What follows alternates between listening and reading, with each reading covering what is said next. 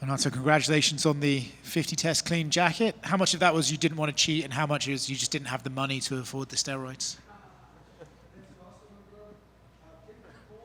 Now I am the cleanest athlete over here today, so thank you so much. Maybe you guys sponsor me. But to be honest with you, I was happy. Like he said, I didn't even consider that, but I have been in UFC since 2014, and to me it was a huge guarantee to have the anti-doping, because we know back in the day a lot of people used to cheat, and one thing everybody hates is cheater, you know.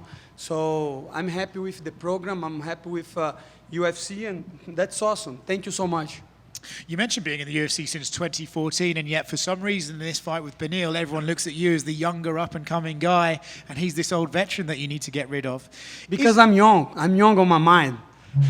Is it strange to prepare to fight a guy, fight against someone else, and then have to go back to the gym and prepare for the same guy that you were originally going to fight?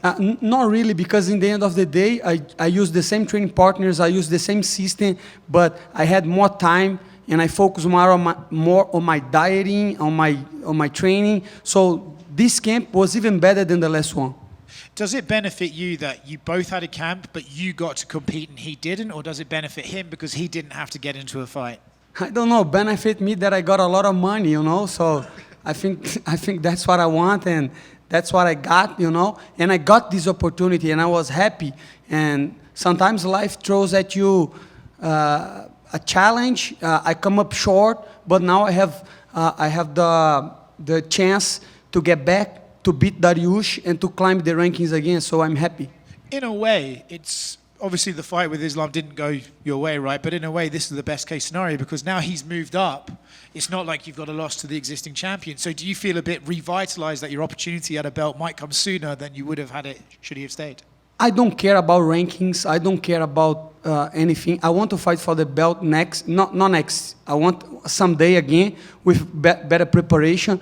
But that's not up to me. I have to beat Beneil Dariush. I have to give a good speech to everybody. I have to bring more fans to my side. And this is going to happen, you know. I have to become more popular to fight for the belt. A lot of people think UFC is sports, but UFC is entertainment. They want to sell tickets. They want to sell merchandise, and that's the truth. And that's why I'm trying my best to be sellable. I think it's working. Good luck. Thank you. Does your jacket say Money Moicano? Not my jacket say Money Moicano. That's awesome. In January when we spoke to you before your fight with that didn't happen with Beneil, your exact quote was, I'm going to beat the shit out of an old man. This time I saw you interview you and you said you were going to kill him. So I guess what's different this time that you're going to kill this guy instead of beat him up? The difference is somebody told me that he's only 15 days older than me, so I have to kill him now because that means I was calling myself old the whole training camp, and Saturday night can only be one old man standing, and this is going to be me. Has it felt like, you said this camp was better than the last one, but has it felt like one long camp to you, considering you've been preparing for the same guy for like 8-9 months? Not really, because after the fight, I took a little time off and I focused on my social media, especially on my Portuguese channel, Shootout. Faz o M aí, galera do YouTube. So I focus a lot on my social media and grow a lot, especially my YouTube in Portuguese. I was doing podcasts and doing stuff. I was open a gym. I was focused and I was doing other stuff than fighting. And then I get back to training, and then I had a good training camp. So it was not like 9 months just thinking about I have to beat this old man Dariush. No, it was good. And obviously, the main event on Saturday is your weight class for the vacant title. There's a lot of argument over who should get the shot after that. Should it be Arman again? Should it be Gaethje? Should they do Paddy, Ilia? Obviously, you want to make a statement, but who do you think is the close? Because you said it's not about rankings, it's about popularity at this point. Who do you think deserves the shot after Saturday's main event? I think if Topuria wins, they're gonna put Paddy, because that's going to be a big fight. Even though Paddy don't deserve, it's like you say, it's entertainment. He sells, people like him, and he is a better fighter than I thought. He did good against Chandler. That means or Chandler sucks, or Paddy is very good. we're about to find out, because I think Topuria gonna smoke Petty if they fight. That's gonna be a easy money, but it is what it is, you know. I think if we have merit on the sport, I would like to see Armand Sarukian, because he is the number 1 contender. But like I say, this is not a sport. This is a sport, but more they want to sell tickets, and rankings really doesn't matter. Well, I think Armin's weighing in as the backup for Saturday anyway. So do you think that means like he's most logically next, especially if Charles wins, he has that win over Charles already? No, I just think like if something happened, they don't want to give me money again, you know? They say, hey, put Armand Sarukian. This guy is already got good money, so I don't want to pay him again. Renato, who do you have winning in the main event? Unfortunately, Topuria. I'm saying that with a broken heart. You know, I'm a huge Charles Oliveira fan. I wish this guy could speak English so you guys can see the emotion, the connection that he has with the fans, especially being from a very poor background. You know, the way he communicates himself in Portuguese is amazing. I am a fan, but Topuria beat 2 of legends on his previous fight, you know. He beat Volkanovski, that you can arguably tell that on the first fight, Volkanovski did very good. And then Max Holloway, and Max Holloway just knocked Gaethje. So Topuria is very, very dangerous, very, very dangerous. What were your thoughts on Islam moving up to welterweight? And, you know, since you've been in there and fought him, how much success do you think he's going to have at welterweight? I think he's going to have success against JDM. I'm not so sure, but I think he did the right thing, you know, move up, try to get 2 belts, and then stop, like Khabib did, you know. If you keep fighting enough, you're going to lose. We saw that with Anderson Silva. I don't know, maybe some people here are younger than me, and they didn't even see the Spider fighting, but when Anderson Silva was fighting, was like legendary. Everybody, he was undisputed, the best fighter of all times, and then he lost, and then everybody forget about him. So if you want to keep your legacy, you should fight, and then try to fight for another belt, and then retire. Do like Khabib, because I remember Jose Aldo, I remember so much fighters that they lost on the end of their careers, and then kind of the legacy were ruined. So I think Makhachev is doing what he was supposed to do. I think he beat GDM, and then if Topuria wins, he get back and fight Topuria, and I think that's a good career. And last one for me, I think the most interesting aspect of this weekend's fight with you and Beneil is the ground game.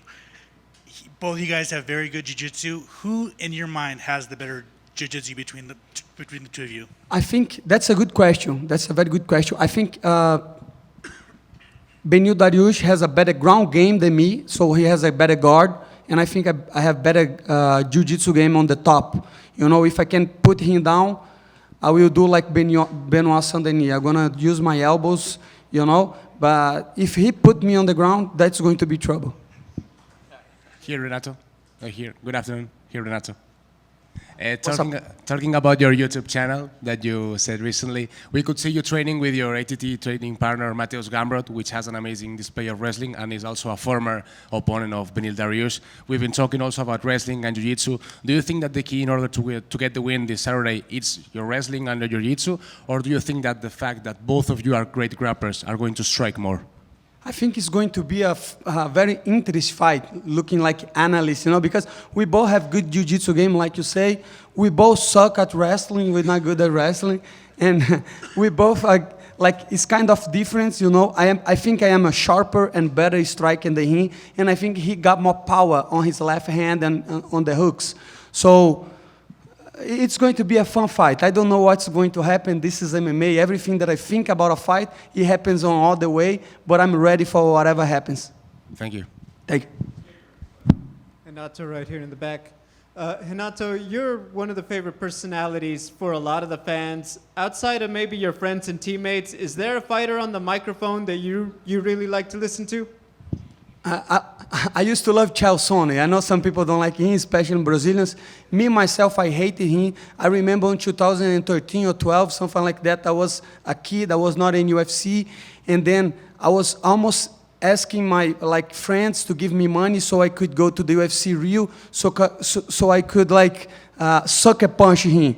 I wanted to, although I know this guy gonna beat me, but I'm gonna punch him and gonna run. And now I like him because the stuff, because I know that's a character, you know, that's not what he really believes. He was just trying to draw attention, and not only draw attention, because draw attention is easy, but to be smart with the mic is very hard. And I remember after the interviews, the stuff that he say, he's a fucking genius. Not on YouTube though, on YouTube he sucks. Oh my gosh. In January at the press conference, I think most people would agree you stole the show, and that was a big part of why the UFC also wanted you to main event when Armin pulled out. Do you have anything planned for this Thursday? You get another press conference again with Beneil. Do you have any big plans? Not really. I was surprised on the last press conference because everybody was calling money. So right now, UFC, you see, I'm a popular guy. We need to raise more money for Moicano. But jokes aside, I never think on what I'm going to say. You know, I just have a lot of stuff on my head, and when people ask, I talk. Are you going to be throwing out any more fake money at the weigh-ins? No more fake money. Now I will throw real money. So prepare for the $100, bro. Let's go.